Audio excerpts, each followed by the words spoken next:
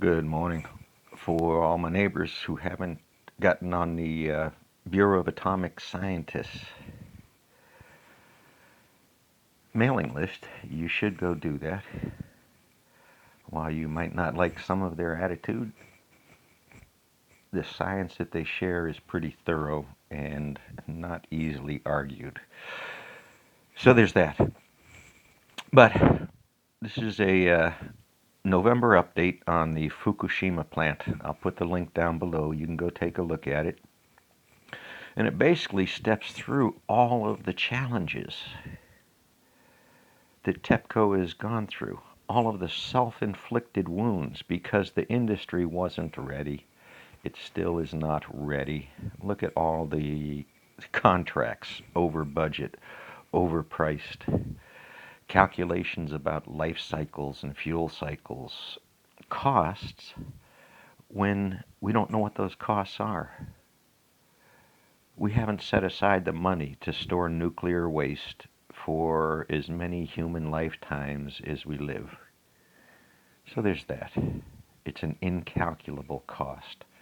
These people hate ongoing maintenance. It takes people to do that, and you have to pay people and be kind of responsible. So anyway, one of the little notes in that atomic scientist notes, very interesting. The towers, the vent stacks that are still there haven't been taken down. Now, those stacks are among the most contaminated items by their very nature in and around the area. You'll see that if you read through those notes. But what's interesting inside there, one of their designs for removing the towers was short by 4 feet. They had to re-engineer the how do you miss 4, or maybe it was 4 meters, but the tower structure they were building already did not fit. It wasn't tall enough. This is a height measurement. They can't get a height measurement right. Those people. So, as it turns out, those are some of the most dangerous things to remove by their very nature. They know no human can go near those stacks, those towers. So the design is remote something. So I think they're taking all the lessons learned about remote tools necessary that we learned in, let's say Chernobyl. And they've carried all of that science forward to be able to manage and handle the disaster at Fukushima. That wasn't a one-off. That was a statistical chance.